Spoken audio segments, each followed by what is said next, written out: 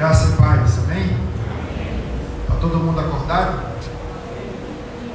Quem estiver dormindo, diga amém. Ninguém está dormindo. Vamos ler a palavra de Deus. O texto é Atos 17.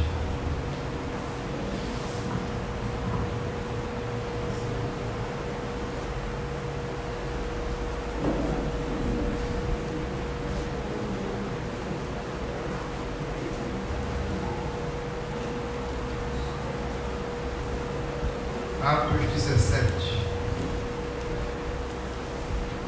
Nós vamos ler a partir do verso 22 até o 28. Diz assim a palavra do Senhor. Então Paulo ficou de pé no meio do Areópago e disse: Homens atenienses, em tudo vejo que sois excepcionalmente religiosos, porque ao passar e observar os objetos do vosso culto, encontrei também um altar em que estava escrito ao Deus desconhecido. É exatamente este que honrais sem conhecer que eu vos anuncio. O Deus que fez o mundo e tudo o que nele há, Senhor do céu e da terra, não habita em templos feitos por mãos de homens, tampouco é servido por mãos humanas, como se necessitasse de alguma coisa, pois é Ele mesmo quem dá a todos a vida, a respiração e todas as coisas. De um só fez toda a raça humana, para que habitasse sobre toda a superfície da terra, determinando-lhes os tempos previamente estabelecidos, os territórios da sua habitação, para que buscassem a Deus e mesmo tateando pudessem encontrá-lo. Ele de fato não está longe de cada um de nós, pois nele vivemos, nos movemos e existimos, como também alguns dos vossos poetas disseram, pois dele também somos geração. Que Deus abençoe sua palavra em nossos corações. Meus irmãos, assim como Deus expulsou Adão e Eva do paraíso, e logo após o pecado, e aquilo ali, como eu disse anteriormente, não foi apenas um ato de castigo e maldição, mas também um ato de bondade e misericórdia, considerando que se esse homem vivesse eternamente mal, isso seria pior, porque se eles ficassem ali, eles podiam comer do fruto da vida. Nós podemos dizer que Babel, ou seja, a maldição que veio sobre o projeto de Babel, ele não foi apenas um castigo, mas também um ato de misericórdia. Por quê? Porque a partir dali você tem a diversidade cultural. A partir do fato de que cada um passa a falar uma própria língua, e a língua é um traço, é um elemento importantíssimo de uma cultura, e cada um vai para um lado, e cada um constrói uma cultura própria. Essa diversidade cultural, ela é um mal menor do que uma cultura imperial. E esse é um desejo de toda cultura.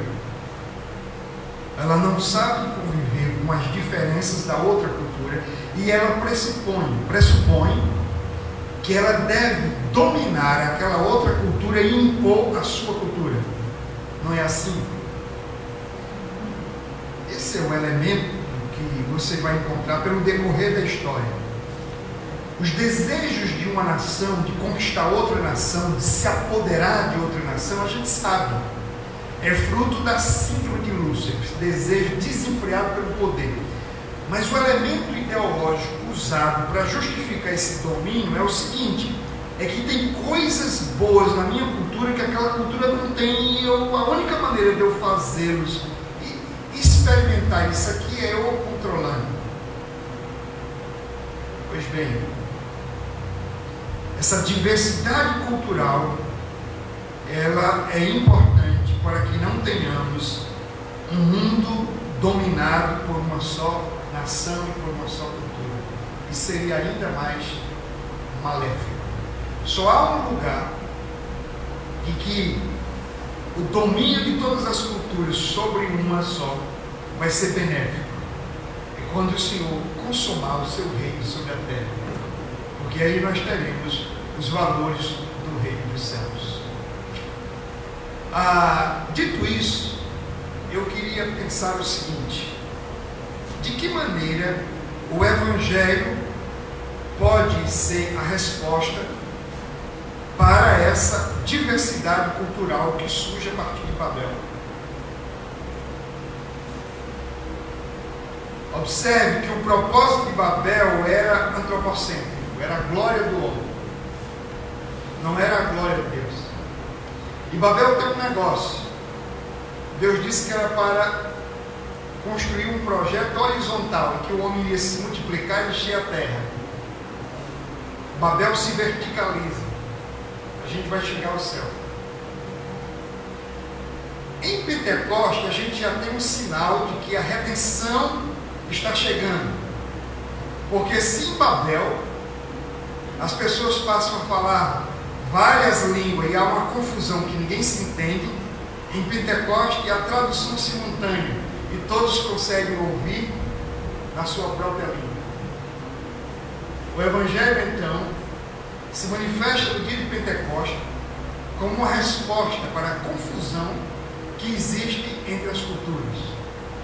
Mas para isso, nós precisamos avaliar aqui dois elementos. Mais uma vez, serão dois. O primeiro é se é possível a gente diferenciar Evangelho de cultura. E o segundo é de que maneira nós esperamos que a cultura ou as culturas recebam o Evangelho, se o Evangelho é, por natureza, ofensivo às culturas.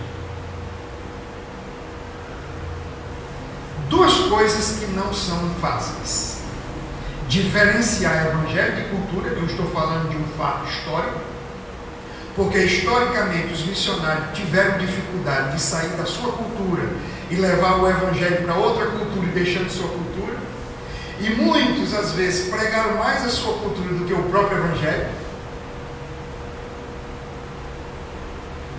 E quantas vezes missionários, ao levar sua cultura, então levaram mais a ideologia de uma nação do que o Evangelho de Cristo.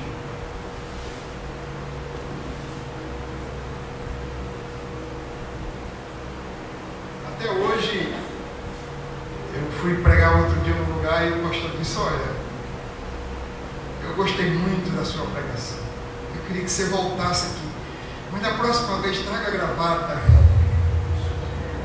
E eu sempre ando com a gravata, gente, mas naquela vez eu não estava com a gravata. Eu cheguei naquele lugar, tinha uns 30 pastores assim, tudo de gravata e paletó, e eu estava desgravatado. Mas eu pergunto, quem foi que trouxe essa cultura para nós de que a gente tinha que pregar com gravata num calor desse aqui, por exemplo? O que isso tem a ver com o Evangelho? Não, isso é cultura. É claro que hoje eu prego de gravata e paletó porque eu assimilei que isso passou a fazer parte da cultura evangélica. Mas isso não tem a ver com o Evangelho. Então, isso não é uma questão fácil de se resolver. E Justo Gonzalez, ele começa mostrando duas razões por que separar Evangelho de cultura não é fácil. A primeira é que cultura não é parte da vida que possamos separar do restante. Ela faz parte do que somos. Cultura faz parte do que somos. Aí você diz: vou separar a cultura do restante da vida. Não tem como. Porque, como eu mostrei aqui hoje, a cultura está presente no trabalho, no culto, no casamento. Então, quando você pensar em cultura, tem que pensar em algo muito amplo. E considerando que a cultura tem suas coisas negativas, mas também tem suas coisas positivas. Porque Porque nem tudo na cultura é maldição. E esse é outro desafio que nós temos quando vamos levar o Evangelho. É para não marginalizarmos, não demonizarmos a cultura. Outro desafio é para fazer a diferença aí entre o que é aculturação e enculturação. Enculturar quer dizer amoldar-se, absorver. E aculturar-se quer dizer contextualizar-se. Você necessariamente não assimila a cultura, mas você se contextualiza para poder comunicar o Evangelho na língua e nos costumes daquelas pessoas. E eu digo sempre que tem duas coisas muito fáceis de se fazer quando o assunto é cultura. A primeira delas é condenar a cultura. Isso aqui é do diabo, isso aqui é Adão, isso aqui é modernidade, isso aqui é pós-modernidade, isso aqui é ideologia de gênero, isso aqui é não sei o que. Você condena a cultura e diz assim: estou fora. E aí, você vai fazer o que agora? Vai virar um ET, vai partir para a glória. Como é que você vai cumprir sua missão se não for exatamente na cultura, inserido na cultura? A outra questão muito fácil de se fazer é absorver a cultura. Nada é pecado, está tudo muito bom, e eu reproduzo tudo, e eu faço tudo, afinal de contas, eu já sou eleito mesmo, estou salvo pela graça, e eu posso fazer tudo que nada é pecado. E o que é pecado também não tem problema, porque Cristo já me elegeu e já me predestinou. Tem gente dizendo isso. Esses dois polos é muito fácil. Você vai para um extremo ou vai para outro. Os extremos, Lutero já disse que era lá que o diabo habitava. A dificuldade é exatamente você se contextualizar, sem se contaminar, e se propor a ser agente de Deus para a transformação da cultura.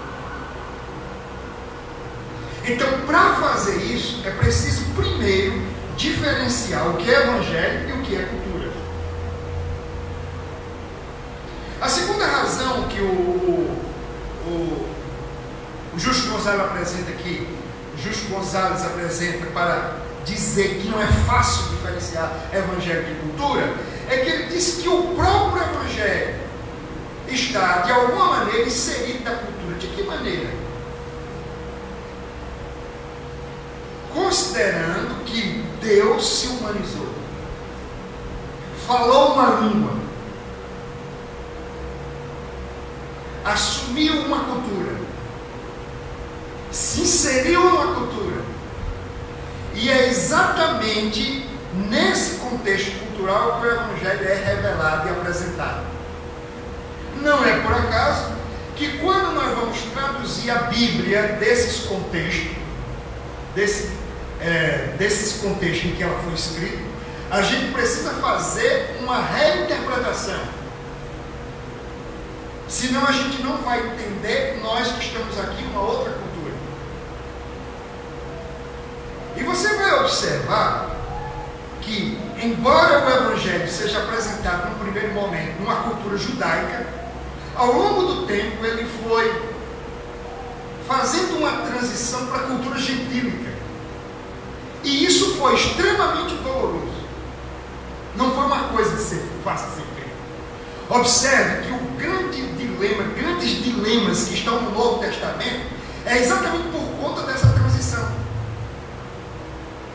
Na medida que o Evangelho está sendo pregado aos gentios, muitos daqueles aspectos que eram considerados na cultura judaica já não servem para a cultura gentil.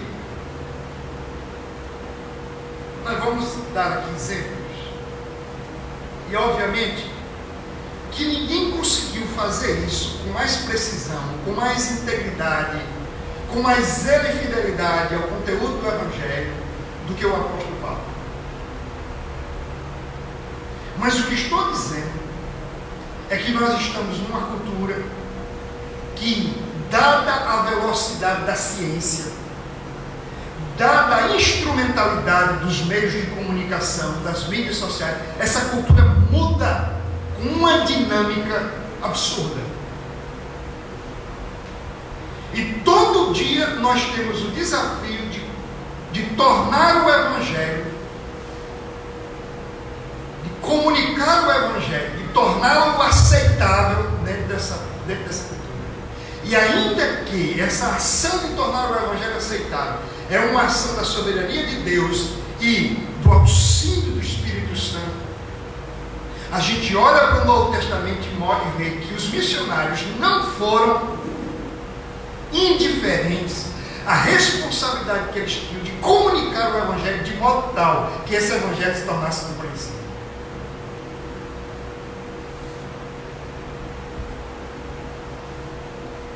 Tertuliano, um dos pais da igreja, que se viu imerso dentro desse contexto em que a filosofia helenista estava, de alguma maneira, influenciando, impactando a pregação do Evangelho, às vezes para o bem, às vezes para o mal, e eu vou explicar por quê, às vezes para o bem, às vezes para o mal. Ele questionou o que Atenas tem a ver com Jerusalém. Ou seja, o que a academia tem a ver com a igreja? E hoje, nas palestras que foram discutidas aqui, ficou bastante claro, e depois dos nossos diálogos ali, como há uma urgente necessidade da gente ter uma presença na academia, da gente produzir ciência, da gente estar inserido no mundo jurídico, da gente estar inserido no mundo das artes. O pastor Jaziel dizia que pessoas são pagas para popularizar as teorias que contrapõem a fé cristã. E não existe nenhum outro instrumento que populariza mais essas teorias do que as novelas. A pergunta é: de que maneira nós vamos popularizar a fé cristã? Não no sentido que ela foi popularizada de maneira esotérica, de maneira mística, com esse evangelho da prosperidade, com essa lógica do gospel. Achei interessante que um rapaz lá em João Pessoa, que se propôs a produzir arte na área de música, ele escreveu um livro muito atrativo. E o livro é uma pergunta: existe vida após o gospel? Existe vida depois da morte? Está entendendo? Existe vida depois do gospel? Muito interessante o livro dele, porque ele parte desse pressuposto de que isso que está aí matou tudo. Então, e agora? Existe vida? A gente morre, né? E a pergunta é: existe vida depois da morte? Existe vida depois da morte propiciada pelo evangelho gospel? Existe. Porque o Senhor sempre tem seu remanescente sobre a terra. Pois bem, Tertuliano partia do princípio de que a origem de todas as heresias repousa na filosofia. E, portanto, não existia acordo entre a academia e a igreja. O fato, porém, é que muitos missionários, como eu já mencionei, marginalizam e demonizam a cultura, como fez Tertuliano. Porém, não é esse o modelo que vemos em Paulo. Paulo estabelece uma continuidade entre o Deus que criou o mundo e o Deus que fez um pacto com Israel. Uma continuidade entre o Deus que criou o mundo e o Deus que fez um pacto com Israel. Mas ele também estabelece uma continuidade entre o Deus que estabeleceu um pacto com Israel e o Deus que se revelou em Jesus Cristo e que agora quer alcançar os gentios. E como é que Paulo vai fazer isso? eu quero pedir a você que tem Bíblia, que ainda tem esse velho costume de abrir a Bíblia e ser bereano para ver o que é que o pastor está dizendo. Irmão, está complicado, os crentes não levam mais Bíblia para a igreja, não abrem mais a Bíblia. Abra aí em Atos 14. Eu quero exatamente lhe mostrar aqui como é que Paulo separa a cultura do Evangelho e como é que ele estabelece essa continuidade e ele consegue dizer para os gentios de que o Deus da criação é o Deus da redenção, é o Deus do Evangelho que ele está pregando, do Cristo crucificado. Bom, nesse capítulo 14, Paulo e Barnabé estão sendo ovacionados como deuses, Júpiter e Mercúrio. E aí ele tem que estabelecer um contraponto, claro, Paulo não queria essa glória. Olha o verso 15. Homens, por que estáis fazendo isso? Ou seja, me idolatrando, ou nos idolatrando.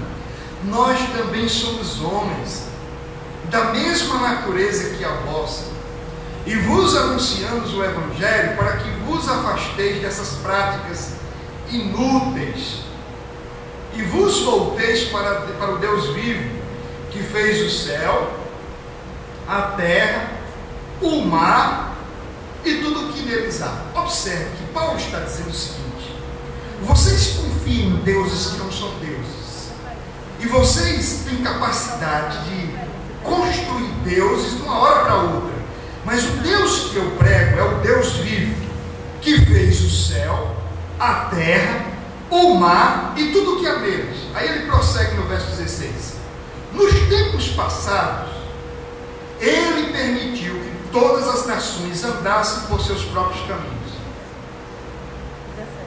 Deus permitiu, esse Deus, ele criou tudo, mas deixou que tudo caminhasse aí de acordo com sua própria vontade. Mas ele tem um outro caminho para vocês. Aí ele diz, verso 17: contudo, não deixou de dar testemunho de si mesmo, fazendo bem, dando-vos chuvas do céu e estações frutíferas, fartando-vos de mantimentos e enchendo o vosso coração de alegria. Esse texto, ele produz um impacto no meu coração. Sabe por quê? Porque quando eu olho para esse texto, eu sou levado imediatamente a ver que pregação eu construiria para esse povo. Sabe o que eu ia dizer? Essa alegria aí que vocês têm desfrutado, isso é do diabo. Não é isso que a gente faz? Olha, eu quero dizer que tudo isso aí que vocês atribuem aos deuses, isso é do diabo, mas Paulo, ele muda exatamente a autoria disso, porque tudo isso eles atribuíam aos deuses. Ó quantas bênçãos.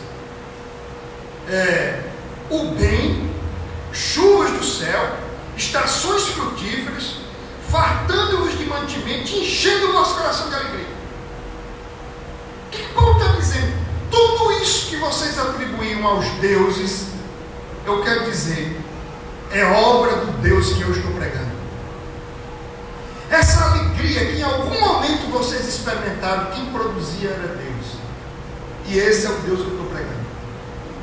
Ele se revelou em Jesus Cristo, o Deus que criou os céus e a terra, e que abençoou vocês, que deu testemunho da sua presença entre vocês, do cuidado deles, embora vocês tenham andado em pecado, e Ele tenha permitido isso. Mas nunca Ele abandonou vocês, Ele esteve presente, abençoando-os de muitas formas. Meus irmãos, isso aqui é a maneira que Paulo encontra para separar evangelho de cultura. Ele sabe que essa cultura está imersa na idolatria, mas ele não consegue tirar Deus daqui. Diz, Deus está presente. Ele tem abençoado vocês. Amém? Bom, o outro texto é Atos 17. Esse eu já li com vocês. Eu quero destacar aqui apenas, eu não tenho tempo para me ater como eu gostaria, mas eu quero destacar aqui dois elementos. O primeiro chega ali e ele percebe o politeísmo daquelas nações, daquele povo. Diz que havia mais deuses em Atenas do que habitantes.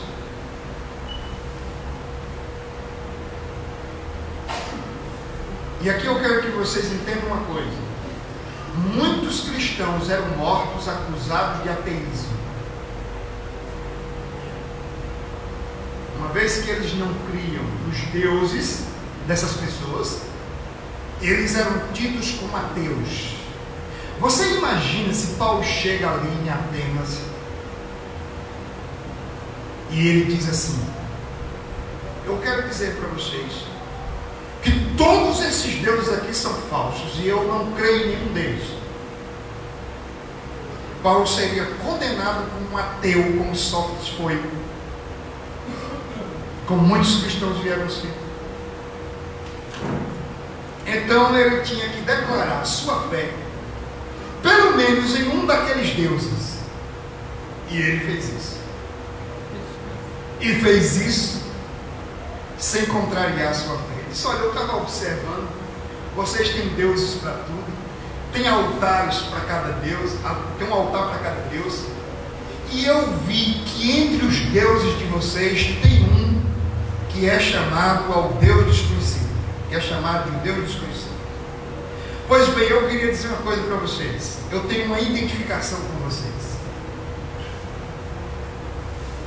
porque esse Deus desconhecido é exatamente aquele que eu adoro, e esse eu conheço. É desconhecido para vocês, para mim não, eu o conheço, e eu quero apresentar ele para vocês. Sabe por quê? Porque ele é o Senhor da vida, ele é o Criador de todas as coisas, ele é maior do que todos os deuses, ele é o único Deus verdadeiro. Com isso, Paulo vai dizer o seguinte: ateus são vocês que adoram Deus falso. Eu não, eu sou crente, adoro Deus verdadeiro. Ora, se alguém adora os deuses falsos, não adora Deus nenhum, porque não é Deus. O segundo elemento que Paulo vai usar para fundamentar a sua tese, não é ele vai dizer assim: olha gente, Gênesis diz que Deus criou o mundo. Olha que ele não citou Gênesis nem lá no capítulo 14, nem aqui 17, porque ele estava numa cultura pagã, que nunca tinha ouvido falar do Gênesis. O que ia adiantar? Paulo vai tomar emprestado um argumento da filosofia, e então ele vai dizer que Jerusalém tem mais a ver com Atenas do que Tertuliano podia imaginar.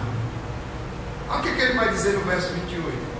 Pois nele vivemos, nos movemos e existimos, como também alguns dos vossos poetas disseram, pois deles também somos geração. Vai usar um filósofo, vai usar um poeta. Quem é esse Deus em que vocês estão, que esse poeta está falando? Esse é o Deus que eu quero. Portanto, ele usou um altar que tinha lá, o Deus desconhecido, usou um pensamento filosófico, e aí, a partir daí, ele apresentou Cristo. Aí você viu que o negócio vai pegar, né? Porque aí, vai entrar no segundo ponto, é quando ele entra naquele elemento ofensivo do Evangelho. Ele disse: eu prego um Cristo crucificado e ressurreto. Ele disse: não, a gente para aqui, não dá mais para conversar com você. Muitos já foram embora, mas os eleitos ouviram, e os eleitos naquele dia foram salvos. Outros ficaram para depois. Um outro texto que eu queria colocar é Gálatas 2, e aí com outro sentido. Gálatas 2 tem um elemento que é muito interessante. Olha o verso 11 aí, por favor.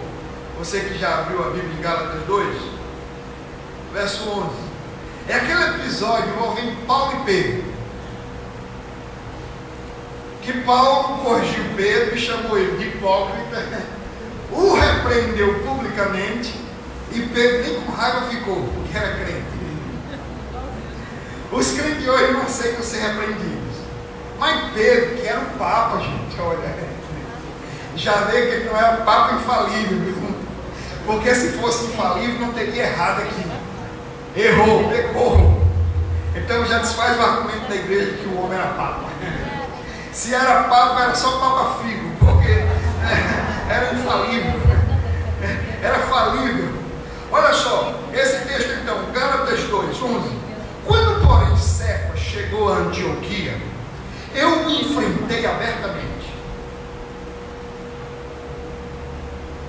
Como eu costumo dizer, Paulo era muito macho, pois merecia ser repreendido, porque antes de chegarem alguns da parte de Tiago, ele estava comendo com os gentios. Mas quando eles chegaram, Cefas foi se retirando e se separando deles por teimeiros que eram da circuncisão. Olha o conflito cultural. Quando você não sabe separar o evangelho da cultura, olha a confusão que pode dar. Aí ele continua. Onde é que eu estou? 13. E os outros judeus também fizeram como ele, a ponto de até Barnabé se deixar levar pela hipocrisia deles. Barnabé também. Aí o verso 14.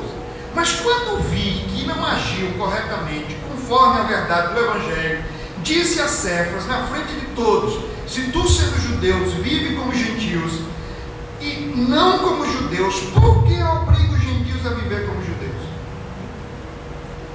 Você sabe que foi feito um concílio para tratar dessas questões.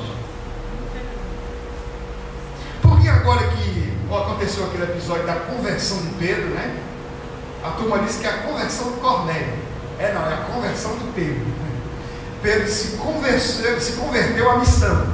A missão de pregar para gentios. E aí, como resultado dessa conversão dele, Cornélio se converteu.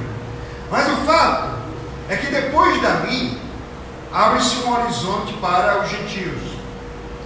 E a igreja vai se reunir posteriormente para dizer agora o que tem que fazer com os gentios. Aqui nesse caso, você percebe que o problema é o seguinte: a gente vai levar só o evangelho para os gentios ou vai levar a cultura? Porque, convenhamos, o elemento da circuncisão agora tinha um efeito meramente cultural, do ponto de vista prático.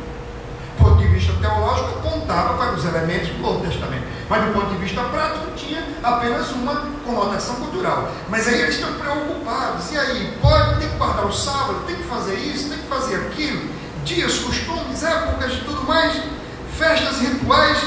Isso que a igreja brasileira está fazendo, judaizando o cristianismo. Havia esse problema aqui.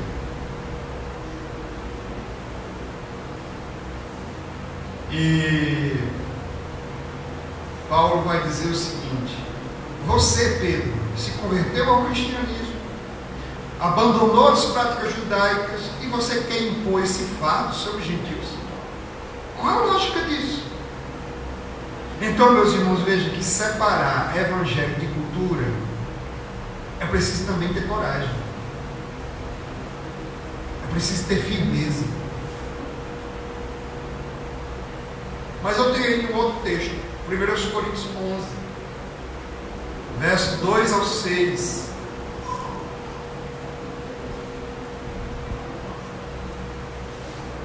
Olha o que diz esse texto: eu vos elogio, porque em tudo vos lembrais de mim e vos tende apegado com firmeza às tradições que vos entreguei. Todavia, quero que saibais que Cristo é o cabeça de todo homem, o homem o cabeça da mulher, e Deus o cabeça de Cristo. Esse texto aqui, colocando na ordem, seria Deus o cabeça de Cristo, Cristo o cabeça do homem, e o homem o cabeça da mulher. Perceba aqui que tem um elemento teológico aqui, não apenas cultural. Mas eu quero ir adiante. Verso 3, verso 4. Todo homem que ora ou profetiza com a cabeça coberta desonra a sua cabeça. Mas toda mulher que ora ou profetiza com a cabeça descoberta desonra a sua cabeça, pois é como se estivesse com a cabeça rapada. Portanto, se a mulher não cobre a cabeça, então que corte também o cabelo. Se porém é vergonhoso para a mulher cortar o cabelo ou rapar a cabeça, então cubra a cabeça. Bom, é nesse texto que Paulo vai recomendar as mulheres de Corinto a usar o véu. E você sabe que por causa desse texto, tem igreja que até hoje as mulheres usam o véu. E eu estou vendo aqui algumas irmãs hoje à noite sem o véu. Cadê o véu? Paulo está dizendo aqui que Deus é o cabeça de Cristo, Cristo é o cabeça do homem, o homem é o cabeça da mulher, e que se a mulher está debaixo da autoridade do homem, o símbolo é que ela deve usar o véu. É isso que ele está dizendo. As solteiras naquela cultura, quando saíam com o véu, elas estavam dizendo: eu estou debaixo da autoridade do meu pai, portanto não estou disponível para nenhum homem. Se alguém quiser alguma coisa comigo, vai ter que falar com meu pai. O véu era um recado que se dava aos homens naquela cultura, portanto tinha esse valor cultural. E as casadas, quando saíam de véu na rua, elas estavam dizendo: eu tenho um marido, se você olhar para mim, vai se ver com meu marido. Eita, caba bom. Está entendendo? Agora, preste atenção nisso. Paulo vai recomendar que a igreja se utilize de um instrumento cultural, porque nesse caso, esse elemento cultural reforça um elemento teológico. E caso essas mulheres deixem de usar o véu, elas vão escandalizar o evangelho, porque serão vistas como prostitutas. Era comum que naquela cidade, Corinto, uma cidade portuária, as mulheres não apenas não usassem o véu, as prostitutas, mas cortassem o cabelo.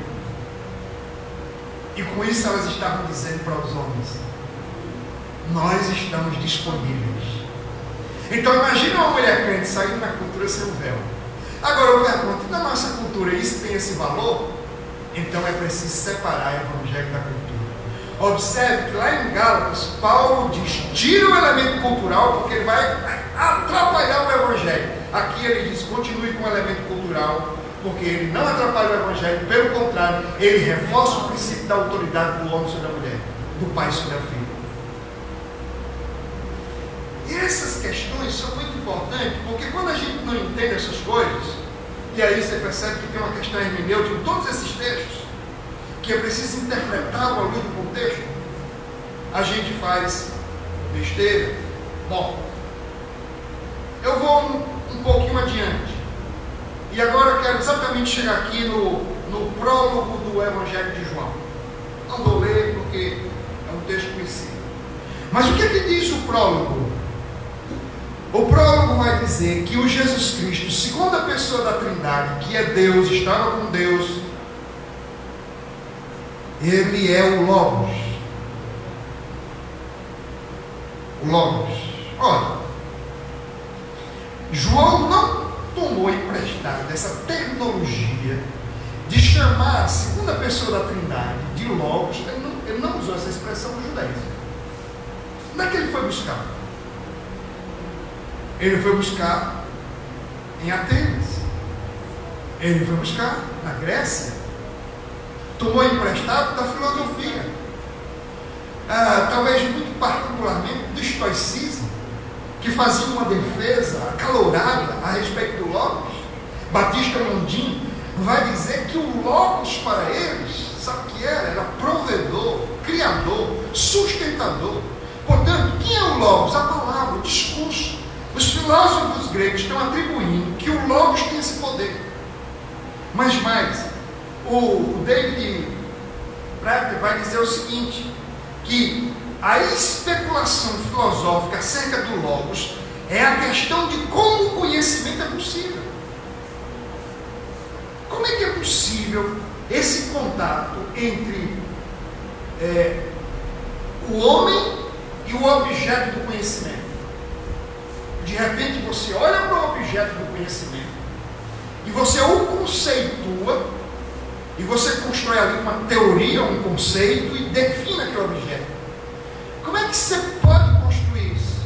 Aí o que os filósofos gregos diziam?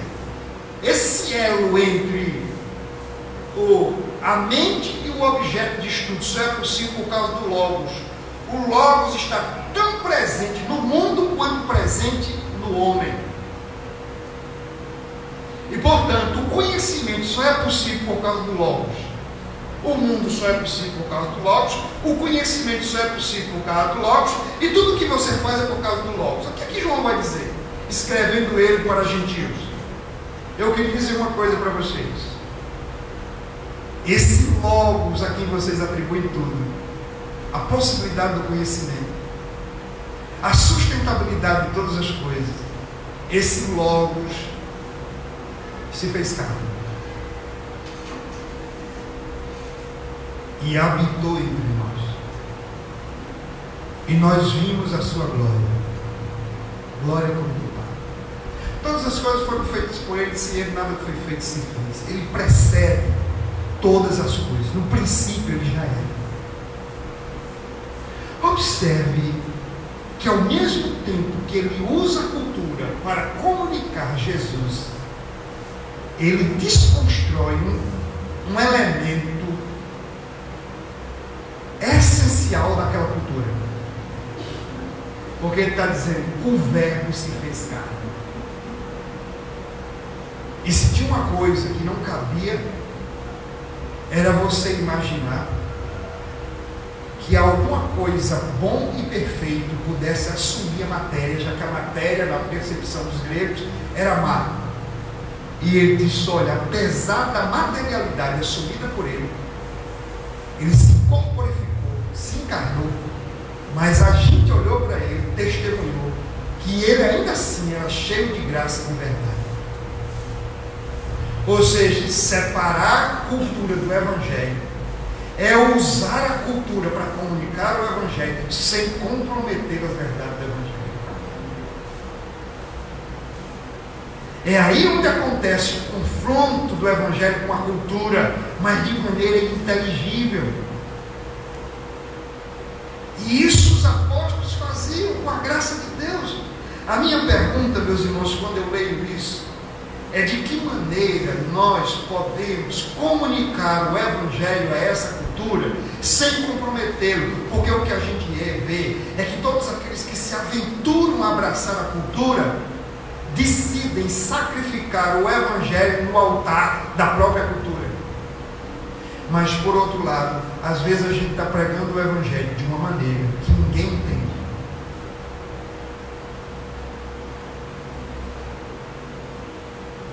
Você quer ver uma coisa? A gente o tempo todo fica atacando o ego. Porque o ego, porque teologicamente o ego tem essa concepção. Você vai para a psicologia, a concepção de ego é positiva. Aí outro dia eu estava falando sobre justificação. Justificação pela fé é positivo, no mundo jurídico já é negativo. O cara querer se justificar. A verdade é que todos esses termos, por exemplo, justificação, foi um termo emprestado do mundo jurídico latino, romano. Se a gente não souber aplicar essa terminologia para hoje, ela não se comunica com essa geração, com essa cultura. Como fazer, irmão? A gente precisa buscar graça de Deus, estudar a Bíblia. E como diz os adolescentes, está ligado, tá ligado? Com a cultura. Bom, há pelo menos 3 pontos principais que precisamos destacar nessa pregação do Evangelho aqui, a cultura gentílica. Primeiro, o conceito de Deus. Segundo, o conceito de vida após a morte. E terceiro, o conceito de reino futuro. Se você observar, essas 3 questões estão muito presentes na pregação do mundo gentil. É preciso definir Deus nessa cultura pagã, mais do que qualquer outra coisa. É por isso que eu tenho dito que nós precisamos redescobrir o Deus da Bíblia nessa cultura. Não adianta você mais dizer, rapaz, você crê em Deus, olha, Deus para aqui, Deus para ali. Em algum momento você precisa perguntar, peraí, será que nós estamos falando do mesmo Deus? Por exemplo, eu gosto desse exemplo. Uma mulher chegou para mim e disse, eu coloquei Deus no canto da parede e exigi meus direitos. Eu disse, será que ela está falando do Deus que eu estou falando? Possível. Que o meu Deus é Isaías 6, que quando Isaías o contemplou, disse: ai de mim, como é que eu pego esse Deus e encurralo no canto da parede e exijo direitos que supostamente eu julgo que possuo? Não tem como. Então é preciso redescobrir o conceito de Deus, do Deus da Bíblia, porque esse conceito que permeia aí no mundo gospel não tem nada a ver com o Deus da Bíblia. Bom, então eu quero pegar isso aqui, ó, a doutrina de Deus. Como eu disse, os cristãos eram chamados de ateus. Primeiro porque não criam nas divindades dos gentios. Isso já era uma prova de ateu. Mas você sabe qual era o outro dilema? É que o pagão dizia assim, ó, pegava o Deus, botava na mão e dizia: isso aqui é o meu Deus, cadê o teu? E você não tem seu Deus para apresentar. O cristão não podia apresentar Deus assim, ó, de maneira tangível e visível. Ó que drama! Todo mundo tem um Deus para apresentar e eu não tenho. Esse não é o drama de Israel? Olha, quando as nações saem para a guerra, todo mundo tem um rei que vai à frente. E a gente não tem. A gente quer um rei. Mas Saul, ó desgraceiro, manda Saul. Vocês agora têm um rei. Ora, o rei de Israel era invisível, mas Israel tinha que crer nesse Deus pela fé. Então veja que para começo de história, quando você vai comunicar Deus a uma cultura pagã, você tem que apelar para o elemento da fé. Olha, o meu Deus, eu quero lhe apresentar, mas você não vai poder tocar nele, nem vai vê-lo aqui. A fé vem pelo ouvido. O ouvir a palavra de Deus. Descreva o Deus da Bíblia. Apresente o Deus da Bíblia.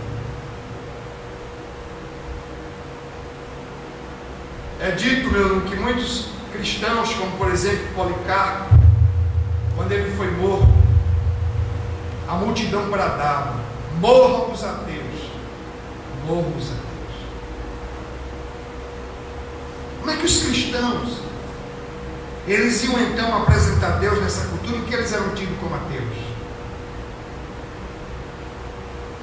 Parmênides, filósofo grego, falava de um ser supremo, perfeito, imutável, acima de todos os demais seres, de um ser que é o próprio ser. Quando ele dá a definição de Deus, é uma definição extraordinária. Agora imagine, Platão, com sua suprema ideia do belo, disse que o belo é a raiz de todas as ideias e, portanto, de toda a realidade. Ele colocou o belo acima de tudo, deu ao belo um caráter supremo e disse que todas as realidades, todas as ideias procediam do belo. E Aristóteles? Aristóteles falou de Deus como sendo o primeiro motor imóvel, que para ele é a origem e a meta de todo o movimento e de todo o processo. Ou seja, ele diz: olha, tem um motor imóvel, é o primeiro. Todas as coisas se originam nele, todas as coisas convergem para ele.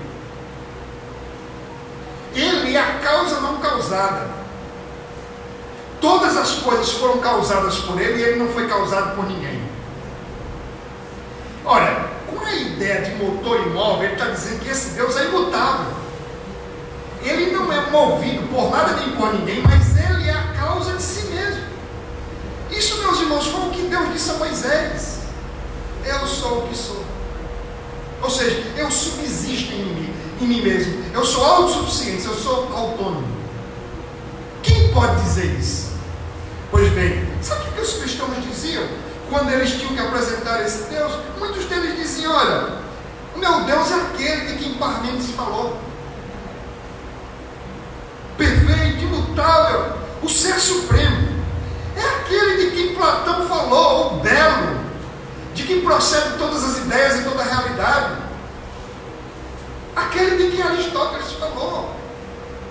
O bem supremo, o motor imóvel, o primeiro motor imóvel, a causa não causada, mas a causa de todas as causas. O que eu quero dizer é que o cristianismo se valeu daquilo que a graça comum havia produzido para se comunicar com a cultura e falar de um Deus que de alguma maneira havia se revelado a esses povos. Tem um filósofo chamado Padovani que ele chega a dizer que a filosofia estava para os gregos como o Velho Testamento estava para os judeus, por ele enxergar tanta graça comum nessas revelações.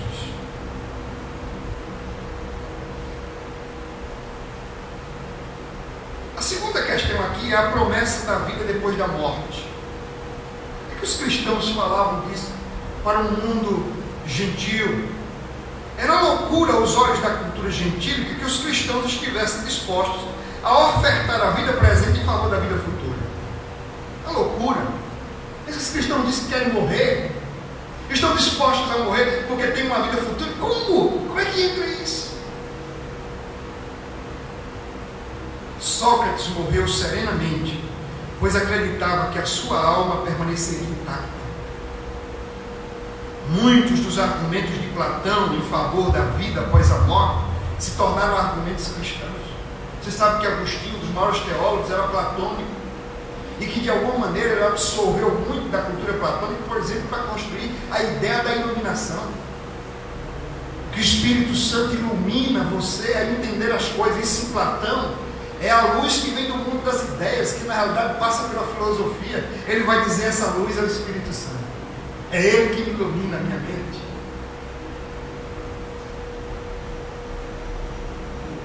E a esperança do reino? Como é que os cristãos anunciavam esse reino?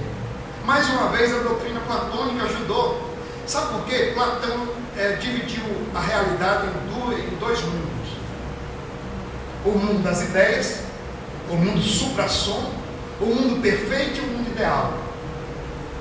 E ele disse que existia um outro mundo que era esse mundo aqui. Mas tudo que um platônico sonhava era desencarnar, era deixar esse corpo maldito e perverso, para voltar para o mundo das ideias e experimentar lá a mais perfeita realidade. Eles estão dizendo o seguinte: sabe, esse mundo das ideias é o reino vindouro, mas tem um elemento a mais: o corpo também vai ser redimido. Ao contrário dos platônicos, que dizem que o corpo é uma caverna que aprisiona, Deus também salvou o corpo. E eu vou ser redimido plenamente em todas as minhas em todos os elementos que compõem a minha natureza serão redimidos, o material e o imaterial. Amém?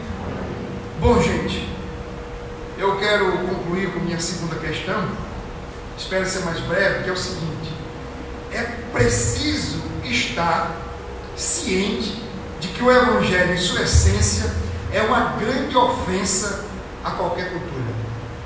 Aí você vai dizer o seguinte: mas pastor, como é que eu evangelizo? Porque, por exemplo, eu tenho um amigo que é homossexual. Eu tenho não uma amiga, mas eu tenho uma vizinha que mora no meu prédio, bem vizinha mesmo, em cima do meu apartamento, que ela é junta lá, não sei o que, com outra mulher. E toda hora eu encontro ela no elevador: bom dia, boa noite, boa tarde, né? E quando foi essa semana eu tive uma surpresa. Ela toda simpática disse: boa noite, pastor. Eu digo, ela descobriu que eu sou pastor. Eu nunca tive a oportunidade de conversar com ela, né? Só rapidamente assim, elevador. E aí, agora ela: boa noite, pastor. E sabe o que eu percebi? Ela me tratou como pastor sem preconceito. Possivelmente porque eu a tratei sem preconceito. E eu disse: poxa, agora que ela sabe que eu sou pastor, chegou a hora de eu pregar o Evangelho para ela. Não sei se Deus vai me dar essa oportunidade. Mas às vezes a gente diz assim: como é que eu vou pregar o Evangelho para uma pessoa dessa? Porque elas acreditam que podem viver um relacionamento marital, e eu vou dizer para elas que o Evangelho não permite. Isso é ofensivo. Não é esse o dilema? Como é que eu vou falar dessas coisas ofensivas do Evangelho para essa cultura, para essas pessoas? E sabe o que está acontecendo? Porque nós achamos que o Evangelho é ofensivo demais para essas pessoas. Nós estamos pregando o Evangelho só para pessoas boas. Olha aqui, gente.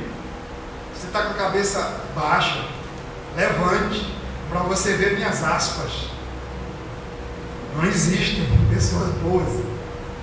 Mas sabe, se ela for assim, sabe, do meu jeito, tiver as minhas ideologias, e de repente a gente tiver afinidade futebolística, ela for uma pessoa sofredora que torce o Santa Cruz, e aí de repente eu torço o Santa Cruz, poxa, eu tenho aqui um ponto de, sabe, um elo de ligação. Mas ela faz faculdade, eu tenho 2 filhos, ela também tem filhos. A gente fica buscando essas coisas. Agora, como é que a gente vai alcançar exatamente aquele cara que tem uma ideologia maluca, que tem um comportamento maluco? Aí veja, é por isso que eu percebo que está surgindo assim, um bando de igreja alternativa para alcançar essa gente, porque a gente já não alcança. E por mais que a gente critique essas igrejas e não concorde com elas, o fato é que a gente não olha para essas pessoas estranhas como sendo alcançáveis. Mas a graça existe para ela. Quem é que poderia ser mais inalcançável do que aquela samaritana, do que aquele publicano? E Jesus conversou com a samaritana e levou e comeu na casa do publicano, e os dois foram alcançados. Mas ele também está com um teólogo puritanista, fariseu, que é o Nicodemos. E ele alcança. A gente precisa disso. Bom, mas o que eu quero dizer? Se a ofensividade do Evangelho consistisse em dizer para um homossexual que ele precisa deixar de ser homossexual, porque isso é incompatível com o Evangelho, nós estaríamos muito bem na frente. Porque essa não é a ofensividade do Evangelho. Tem outras coisas extremamente mais ofensivas. E eu vou dizer uma logo. É o conceito de Deus. Você chega para as pessoas e diz que existe um Deus Criador, que governa, que é Senhor. E o que esse Deus vai fazer? Ele vai julgar os vivos e os mortos, vai mandar para o inferno todo aquele que não se converter a um tal de Jesus Cristo, que nada mais é do que um nazareno crucificado, pendurado, maldito no madeiro. E você quer que um ricaço, um acadêmico, creia nessa loucura de crer num sujeito que foi um fracasso, morreu pendurado numa cruz? Isso é ofensivo. E mais, você vai dizer para ele que apesar dele ter caído em Adão, não há nada que ele possa fazer, e que ele simplesmente tem que se lançar pela fé nos pés de Cristo. Não adianta colaborar com Cristo. Cristo vai fazer tudo sozinho, porque ele é tão impotente, tão incapaz, que ele não pode contribuir com um só mérito. Esse é o Evangelho. Isso é ofensivo demais. Olha, tem gente dentro da igreja se ofendendo quando você prega isso. Mas e qual é a minha parte?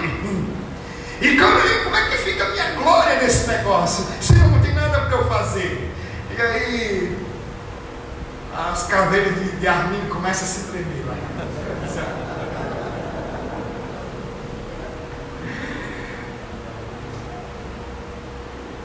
Essa é a ofensividade do Evangelho. Começa logo com o conceito de Deus.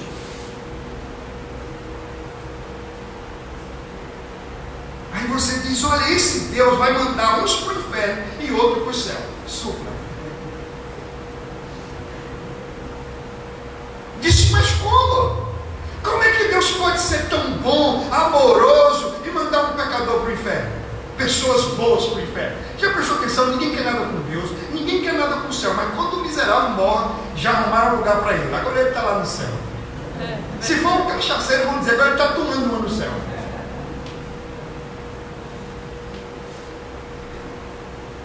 Só que aqui tem um detalhe. A bondade de Deus é justa. E Deus é aquele que absorve o inocente e incrimina o culpado. Agora lembre-se, o culpado é aquele que praticou o pecado, e todos pecaram.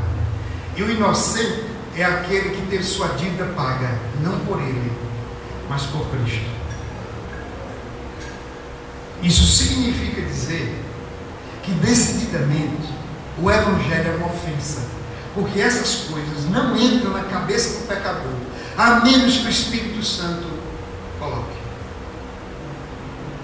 Não há salvação, gente, como fruto do nosso mero trabalho. Não há salvação como esforço humano. A salvação é obra exclusiva de Deus. Gente, em 2017 eu estava encertalhada pregando sobre Romanos 1, a justiça que vem pela fé,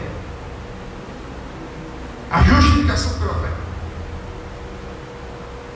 E quando eu acabei de pregar, no outro dia eu voltei para a segunda pregação, e aí eu encontrei um pastor de 80 anos, cego. E quando eu fui apresentando aquele pastor, que ele queria falar com o pregador da noite anterior, foi isso que disseram para mim, que eu estendi minha mão, é que eu me dei conta que ele era cego, ele não conseguia ver minha mão, e aí eu tive que ir ao encontro da mão dele. Quando eu peguei na mão dele, ele disse: eu queria lhe agradecer pela mensagem de ontem, porque nunca na minha vida eu tinha ouvido algo igual. Sabe o que eu me lembrei? Daquele homem que entrou no templo, qual é o nome dele que faz agora? Simeão, né? É Simeão? Que pegou Jesus nos braços e disse: agora eu posso morrer em paz. Aquele homem tinha 80 anos de idade. Sabe o que ele estava me dizendo? Eu nunca ouvi o Evangelho. Era isso que ele estava dizendo. Eu nunca ouvi o Evangelho, porque aquilo que eu estava pregando era apenas um elemento básico do Evangelho, a justificação pela fé em Jesus Cristo. E aquele homem estava emocionado, a mão dele tremia, e ele estava dizendo: eu nunca tinha ouvido isso. As igrejas estão cheias de pessoas que nunca ouviram o Evangelho, e não há como se converter sem o Evangelho. Bom, é a partir daí, meus irmãos, que nós encontramos então que o homem tem essa necessidade de inverter os papéis, porque uma vez que ele não quer depender desse Deus, ele precisa construir sua salvação, e ele constrói uma salvação sem Deus, deixa Deus de fora. Uma segunda razão porque o Evangelho é ofensivo é porque o Cristo que pregamos é contracultural. Eu sei que Deus está aí, de certa forma eu já toquei nessa questão, mas deixa eu só colocar o seguinte: o que é que Paulo se depara em Atenas? Eu estava até chamando a atenção para esse detalhe aqui. O nosso irmão Pedro aqui, na fala aqui do Jaziel, colocou uma coisa importante. Há uma carga muito grande sobre os pastores. E a gente estava conversando ali, um debate muito bom, e a gente estava discutindo que às vezes o pastor tem que saber filosofia, antropologia, sociologia, psicologia, para preparar as pessoas para que elas sobrevivam a esse mundo cão, para que ele na universidade não se desvie. E eu disse: olha, a gente precisa ter um cuidado aqui, porque Paulo disse assim: estão pedindo sabedoria, estão pedindo a academia de Atenas, mas eu prego a Cristo e esse crucificado. Aqui a gente tem que ter consciência de uma coisa. A gente precisa preparar a mente das pessoas, precisa. A gente precisa dar todas as palestras voltadas para esse tema, precisa. Mas lembre-se de uma coisa: se você estiver firmado no Evangelho da Cruz, que é loucura para os que se perdem, escândalo para eles, para você, esse Evangelho é poder e sabedoria de Deus. O que estou dizendo é que, em absoluto, eu não sou contra o conhecimento, pelo contrário. Mas o que estou dizendo é que, se nós estivermos firmados no Evangelho, ninguém arranca uma ovelha das mãos de Cristo. Não tem acadêmico que arranque uma ovelha das mãos de Cristo, porque ele é maior do que aquele que está no mundo. Isso aqui é a doutrina da perseverança.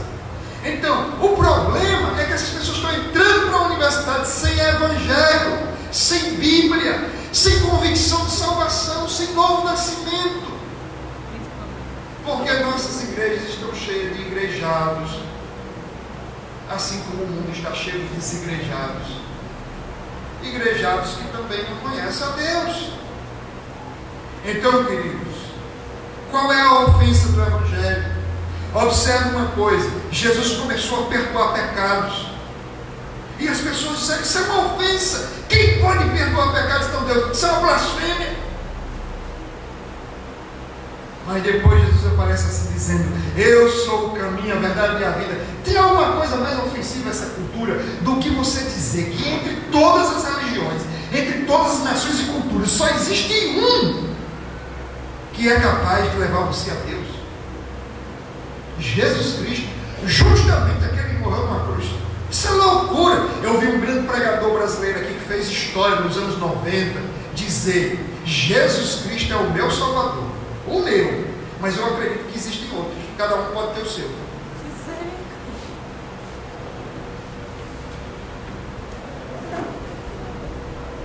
Quando eu vi aquilo, isso é inacreditável. Eu vi lá no vídeo, depois de um desses congressos que ele ministrou, ele deu uma entrevista e ele disse lá: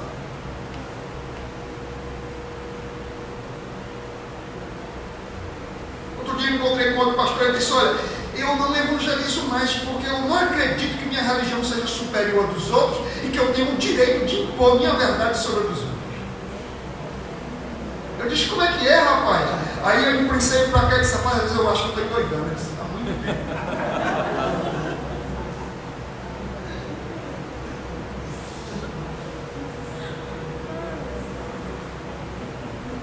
Eu concluo, meu tempo acabou. Eu concluo dizendo exatamente aquilo que eu já coloquei ali: a gente precisa atentar para um duplo chamado nessa cultura. O primeiro chamado é o chamado da convicção. Eu sei que teu canto, sabe, vão te espremer, vão te encurralar, vão te esticar, vão colocar você numa fogueira, mas você é convicto da sua fé. Ela está alicerçada sobre a pedra angular que é Cristo.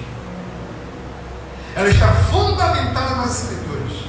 Você conhece o Evangelho, ama o Evangelho, estuda o Evangelho, devocionalmente, você medita no Evangelho na sua casa. Então você tem convicção. Não importa o que você está lendo, o que você vai ouvir, sua mente já está absolutamente moldada pela fé cristã. É isso que Paulo propõe em Romanos 12. Não vos conformeis com este mundo, não tome o formato de, mas transformai pela renovação da vossa mente. E aí significa o seguinte: pensar como Cristo, ter a mente de Cristo, é absorver a revelação de Cristo na mente. Então, nós somos nesse mundo plural, nesse mundo relativista. Nós temos um chamado à convicção. O segundo é um chamado à compaixão. Nós não vamos evangelizar esse mundo se a gente não for tomado pelo amor de Deus. Se o amor de Deus não tomar nossas entranhas e não nos dominar, primeiro, a gente não vai se levantar para pregar para ninguém. Segundo, a gente não vai ter paciência nem perseverança para pregar para essa geração. Então, que Deus nos dê amor para amar os pecadores. Porque o que a gente percebe é que Paulo amava essas pessoas. Jesus saía e via as ovelhas e ficava compadecido, porque eram como ovelhas que não têm pastor. Se nós tivermos uma fé convicta e um coração apaixonado por vidas, por amor ao próximo, pela glória de Deus, assim, acima de tudo, é claro, nós vamos cumprir nossa missão nessa cultura. Nós vamos saber como usar os elementos da graça comum que estão aí, em nosso favor, inclusive desconstruindo argumentos, desconstruindo filosofias. Nós precisamos pedir a Deus essa graça. Que Deus nos ajude, que Deus nos capacite.